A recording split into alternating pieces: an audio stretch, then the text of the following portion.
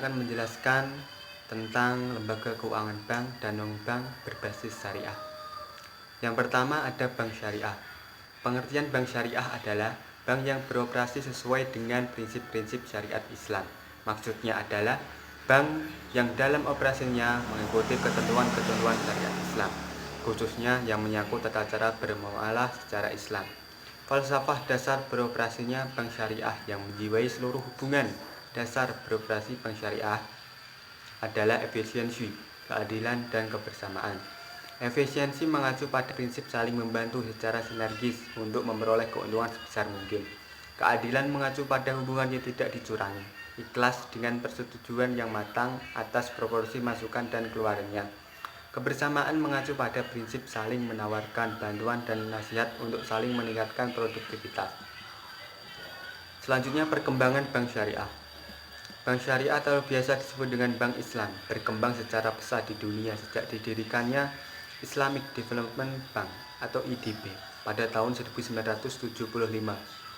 Sejak saat itu diperkirakan telah berkembang ratusan bank syariah di seluruh dunia, baik di negara Islam maupun non-Islam. Bank syariah telah mengembangkan dananya sebagai bank-bank konvensional. Umumnya, bank syariah sudah menjadi penghibur dan penyalur dana umat Islam, baik untuk kepentingan yang berkaitan dengan ibadah seperti dana zakat, infak, sedekah maupun muamalah seperti wadiah dan mudharabah. Di Indonesia, pembentukan bank syariah dalam sistem perbankan nasional memiliki dasar yang kuat, yaitu deregulasi sektor perbankan sejak tahun 1983. Dalam delegasi sektor perbankan tersebut, lembaga keuangan bank diberikan kebebasan termasuk dalam hal penentuan tingkat suku bunga hingga 0%. Deregulasi di bidang perbankan dapat dimanfaatkan setelah dikeluarkannya Paket Oktober atau Pakto pada tahun 1998. Dalam Pakto tersebut diperkenalkan untuk mendirikan bank-bank baru pada tanggal 1 November 1991. Didirikan Bank Muamalat Indonesia sebagai bank syariat pertama Indonesia. Kedudukan bank tanpa penghitungan bunga ini menjadi lebih kuat setelah dikeluarkannya Undang-Undang Nomor 7 Tahun 1992 tentang perbankan yang kemudian diperbarui dengan UU Nomor 10 Tahun 1998 tentang perbankan. Selanjutnya adalah produk dan jasa bank syariah. Selain dari sisi penanaman dan penyaluran dana, bank syariah juga memiliki prinsip operasional yang berkaitan dengan jasa perbankan. Pelayanan jasa yang ditaruh bank diantaranya adalah kafalah. Pada jasa al-kafalah, bank memberikan garansi atau jaminan atas permintaan nasabah antara lain untuk menjamin pelaksanaan proyek dan penentuan dan pemenuhan kewajiban-kewajiban tertentu oleh pihak yang dijamin.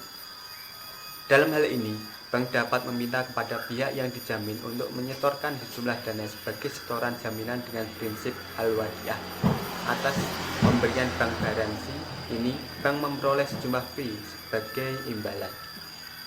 Yang kedua adalah al-hiwalah, yaitu proses perpindahan tanggung jawab pembayaran hutang di mana pihak pertama mempunyai hutang kepada pihak ketiga dan dalam waktu yang bersamaan pihak kedua mempunyai hutang kepada pihak pertama. Dalam atas persetujuan bersama, pihak kedua melunasi hutang pihak pertama kepada pihak ketiga. Dalam hal ini, pihak pertama adalah nasabah. Secara operasional bank, proses tersebut merupakan proses transfer atau kirim uang. Dalam pemberian jasa transfer ini, bank mendapatkan fee sebagai imbalan. Selanjutnya adalah wakalah. Wakalah adalah akad pemberian kuasa dari pemberi kuasa atau wakil kepada penerima kuasa wakil untuk melaksanakan suatu tugas atau taukil atas nama pemberi kuasa. Jadi maksudnya yaitu mewakilkan suatu urusan kepada orang lain untuk bertindak atas namanya. Dalam kegiatan operasional suatu bank, maka prinsip ini dipakai oleh bank untuk menerima titipan uang atau surat yang berharga dari bank, mendapat kuasa dari yang menitipkan untuk mengelola uang atau surat berharga tersebut. Selanjutnya adalah al-irsad, yaitu berhubungan dengan kegiatan pertukaran mata uang. Bank yang mendapat izin sebagai perdagangan valuta asing atau bank devisa dapat melakukan prinsip jual beli mata asing dengan syarat bahwa mata uang asing yang diperjualbelikan berbeda dari penyerahan pada saat transaksi jual beli terjadi. Bank memperoleh keuntungan dari perbedaan nilai tukar dari mata uang yang berjual belikan. Selanjutnya, penghimpunan dan penyaluran bank syariah dari Al-Wadi'ah seperti simpanan penitipan barang. Penerapannya yaitu giro tabungan dan deposito atau penyimpanan deposito box. Yang kedua ada mudharabah, pembiayaan simpanan bagi hasil tabungan deposito. Yang ketiga al-musyarakah, jenis produknya pembiayaan, penerapannya yaitu penyertaan modal. Yang keempat al-mudharabah, jenis produknya mencari keuntungan dan jasa bank lainnya dan lain sebagainya. Selanjutnya penghimpunan dan penyaluran dana. Penghimpunan dana dari masyarakat oleh bank syariah dilaksanakan berdasarkan prinsip-prinsip sebagai berikut, seperti prinsip wadiah diartikan sebagai titipan murni dan merupakan perjanjian yang bersifat saling percaya atau dilaksanakan atas dasar kepercayaan semata, atau merupakan perjanjian antara pemberi barang termasuk uang. Dan penyimpanan termasuk bank di mana pihak penyimpan bersedia menyimpan dan menjaga keselamatan barang yang dititipkan kepadanya. Pihak yang menitipkan barang atau uang kepada pihak bank adalah pihak nasabah. Dengan demikian, pihak bank harus menjaga titipan tersebut dan mengembalikannya apabila nasabah tersebut menghendakinya. Hal ini sesuai dengan Al-Quran yang artinya sesungguhnya Allah menyuruh kamu menyampaikan amanat kepada yang berhak menerimanya. Quran Surat An-Nisa ayat 58 dan Quran Surat Al-Baqarah 283 yang artinya sebagai kamu percayai sebagai yang lain dan hendaknya yang dipercaya itu menunaikan amanatnya. Prinsip wadiah tadi dibagi menjadi dua, yaitu wadiah al-amanah, artinya penerimaan simpanan tidak bertanggung jawab atas kehilangan atau kerusakan yang terjadi pada aset titipannya. Yang kedua adalah al-wadiah damanah, artinya pihak penyimpan dengan atau tanpa izin memiliki barang dapat memanfaatkan barang yang dititipkan dengan tanggung jawab atas kerusakan yang kehilangan barang yang disimpan.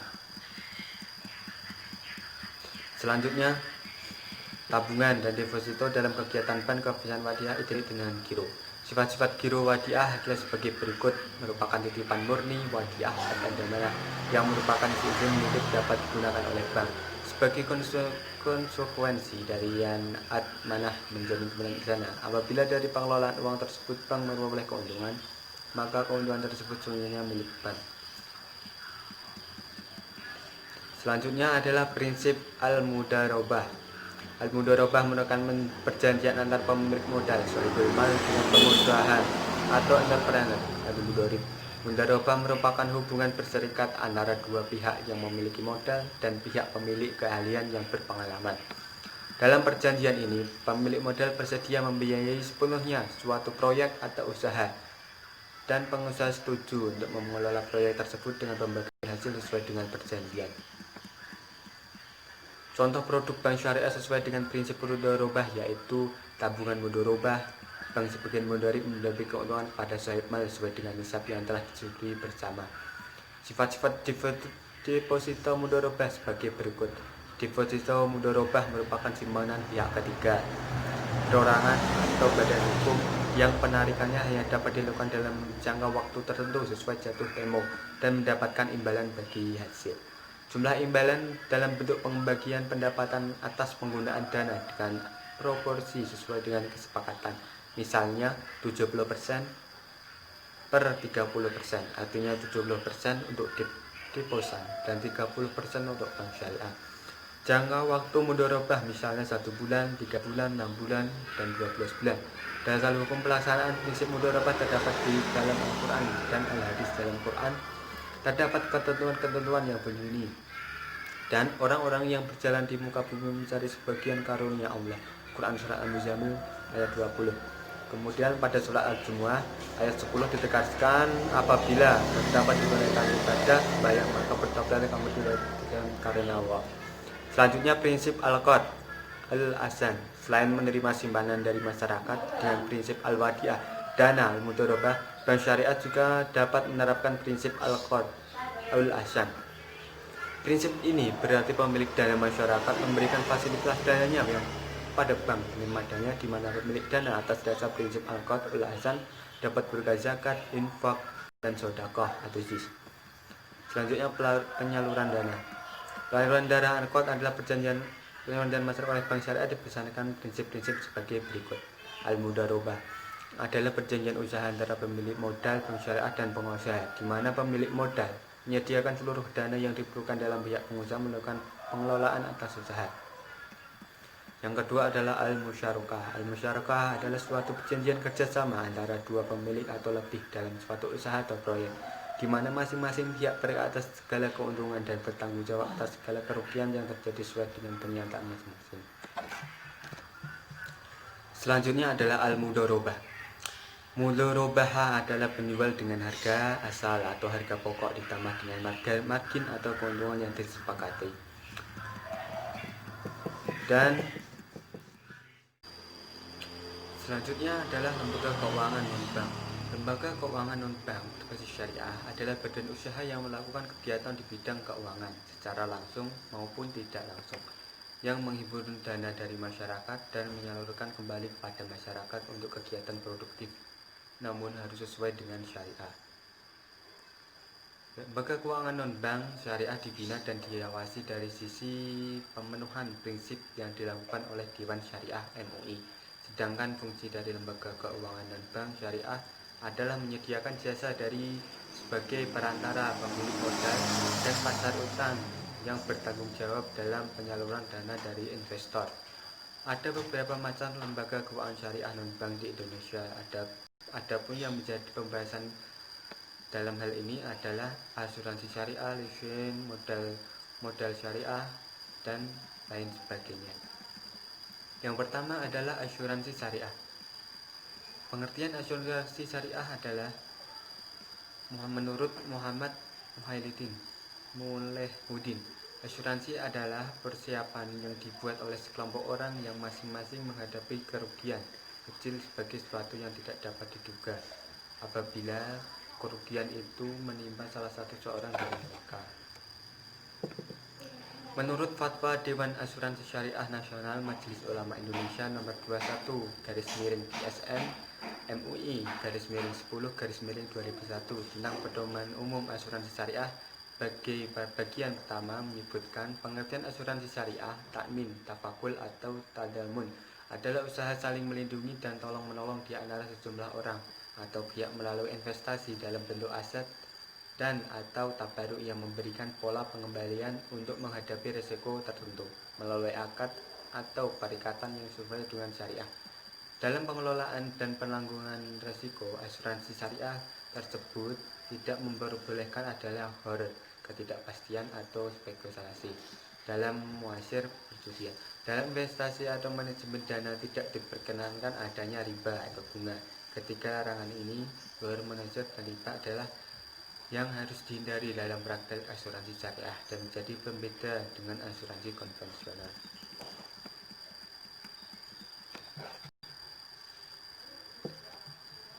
Selanjutnya adalah dasar hukum asuransi syariah. Di antaranya terdapat dalam surat Al-Maidah ayat 2, yang artinya, dan tolong menolongnya kamu dalam mengerjakan kebajikan dan takwa, dan jangan tolong menolong dalam berbuat dosa dan pelanggaran, dan bertakwalah kamu kepada Allah, sesungguhnya Allah amat berat siksaannya. Ayat ini membuat perintah amr tolong menolong antar sesama manusia dalam bisnis asuransi.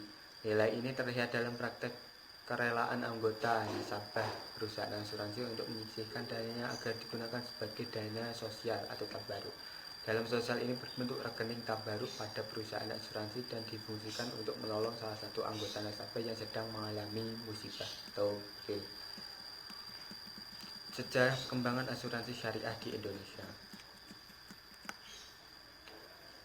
Kebangkitan sektor keuangan syariah yang kedua setelah perbankan dialami oleh asuransi. Itu terjadi pada tahun 1994 ketika untuk pertama kalinya didirikan perusahaan asuransi berdasarkan syariah di Indonesia, yaitu PT Syarikat Tafakul Indonesia atau SET dengan modal sebesar 25 miliar rupiah dan modal setor Rp 9 miliar PT SSI sendiri memiliki dua anak perusahaan, yaitu PT Asuransi Tafakul Keluarga ATK dan PT Asuransi Tafakul Umum atau ATU. Pada 3 tahun pertama beroperasi, yaitu 1994 sampai dengan 1996, PT ATK mengalami kerugian kumulatif sebesar 1,383 miliar. Namun, mulai tahun 1997, PT ATK mulai berhasil membukukan laba yaitu sebesar 135 juta rupiah. Laba itu terus tumbuh pada tahun 1998 menjadi 312 juta rupiah. Namun menurun kembali. Mekanisme kerja asuransi syariah secara umum. Mekanisme kerja asuransi syariah umum juga diwakili oleh terjadinya akad atau transaksi antara perusahaan asuransi dengan peserta asuransi. Setelah akad berlangsung, maka dalam asuransi syariah umum diatur menurut aturan sebagai berikut. Yang pertama, peserta dapat terdiri dari perorangan, perusahaan, lembaga yayasan, badan hukum, atau yang lainnya. Perjanjian kerjasama antara perusahaan asuransi dan peserta asuransi syariah umum dilakukan berdasarkan prinsip mudharabah. Besaran nominal premi tergantung dari jenis asuransi yang dipilih. Selanjutnya, yang kedua adalah leasing syariah. Pengertian leasing syariah dalam Islam, leasing disebut sebagai ijarah atau mempersewakan. Firman Allah Subhanahu wa taala, kemudian jika mereka menyusulkan anak-anakmu untukmu, maka berikanlah kepada mereka upahnya. Quran surah At-Talaq ayat 6. Sebagai ulama pendapat bahwa manfaat yang disewa itu hendaknya jangan sampai mengandung lenyapnya suatu yang berupa zat, hanya harus semata-mata manfaat saja. Penyewa disyariatkan karena kebutuhan manusia terhadap mereka, menumbuhkan rumah untuk tempat tinggal, membutuhkan pelayanan suatu sama lain, membutuhkan binatang untuk tanggungan dan angkutan, membutuhkan tanah untuk bercocok tanam, dan lain sebagainya. Undang-undang sipil dalam Kerajaan Jordan dan Uni Emirat Arab UAE mendefinisikan ijarah sebagai berikut. Ijarah atau sewa yaitu memberi penyewa kesempatan untuk mengambil pemanfaatkan dari barang sewaan untuk jangka waktu tertentu dengan imbalan besarnya ialah disepakati bersama. Perkembangan leasing syariah. Perkembangan ekonomi Islam di Indonesia cukup pesat. Hal itu didalami dengan meningkatnya jumlah bank syariah dan lembaga keuangan non-bank. Memasuki dekade dan 2000, industri jasa pembiayaan Indonesia mengalami perkembangan yang sangat pesat sehingga menuntut industri jasa pembiayaan dapat menyesuaikan diri dengan kebutuhan masyarakat terhadap pelayanan jasa keuangan yang sangat kompleks. Ini adalah pasar modal syariah. Pasar modal syariah secara umum merupakan suatu tempat bertemunya para penjual dan pembeli untuk melakukan transaksi dalam rangka memperoleh modal. Penjual dalam pasar modal merupakan perusahaan untuk menjual efek-efek di pasar modal yang disebut emiten, sedangkan pembeli disebut investor. Istilah pasar modal digunakan istilah bursa, ekses, dan market. Sementara untuk istilah modal sering digunakan istilah efek.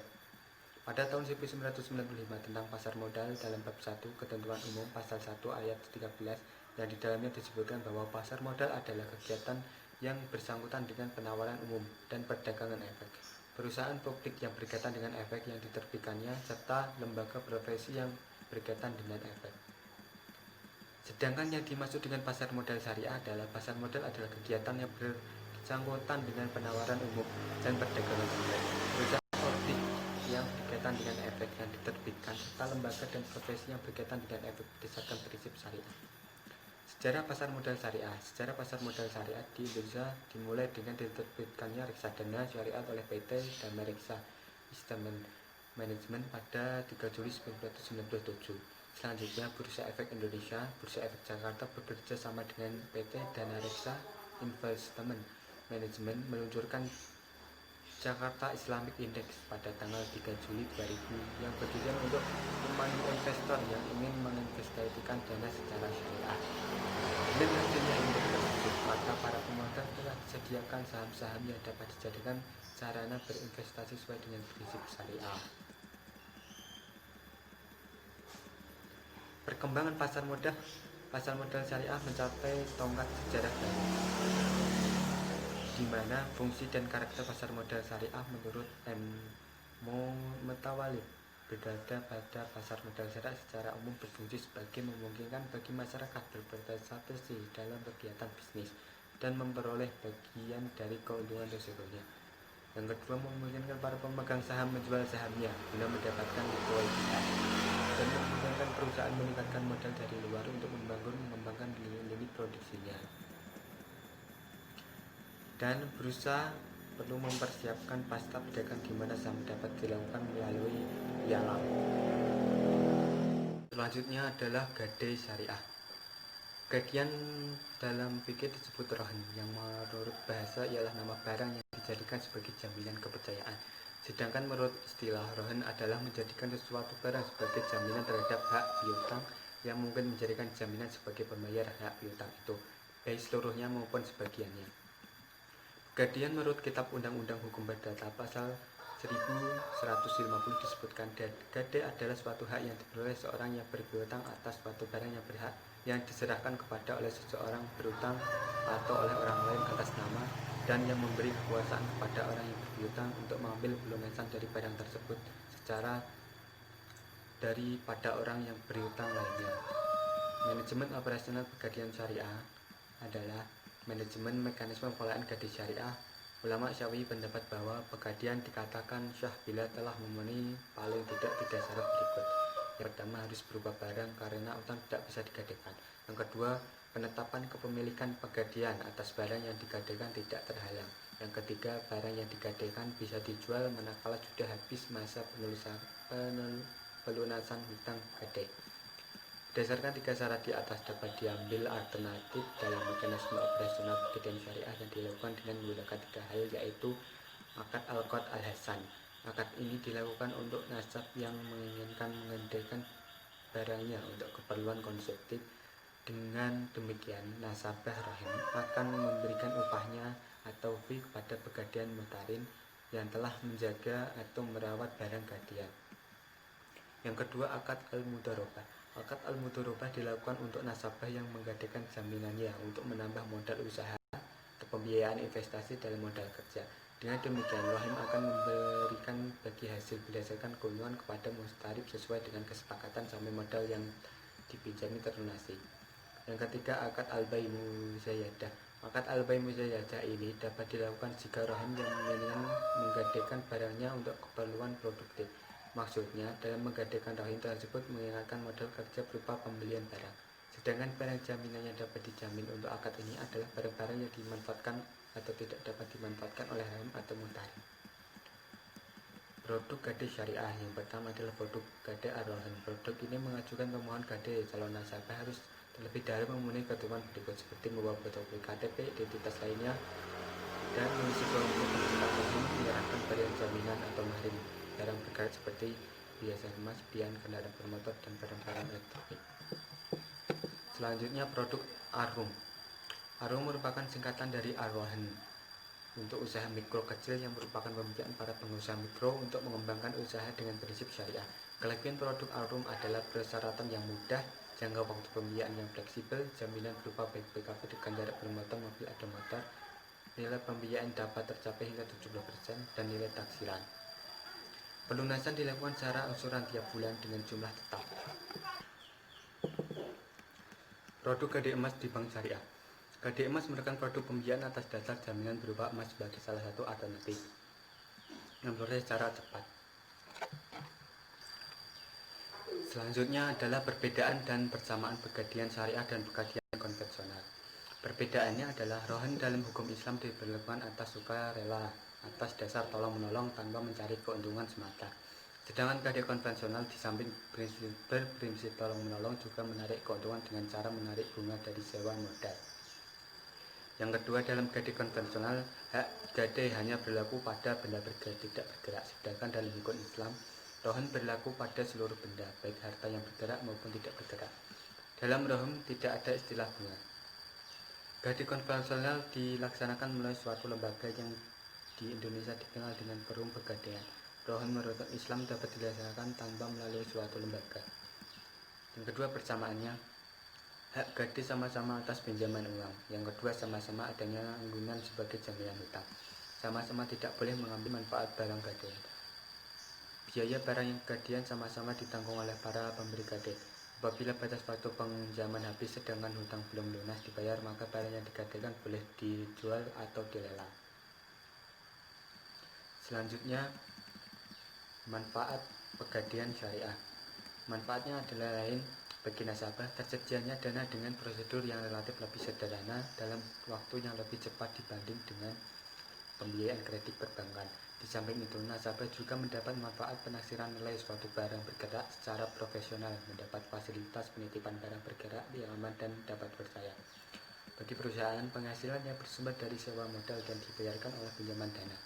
Pelaksanaan misi perum pegadaian sebagai BUMN yang bergerak di bidang pembiayaan pemberian bantuan kepada masyarakat yang memerlukan dana dengan prosedur yang relatif sederhana. Pegadaian yang bersumber ongkos dan dibayarkan oleh nasabah memperoleh jasa tertentu. Bagi bank syariah yang mengeluarkan produk gadai syariah dapat mendapat keuntungan dari pembayaran biaya administrasi dan sewa tempat penyimpanan emas. Sekian, terima kasih.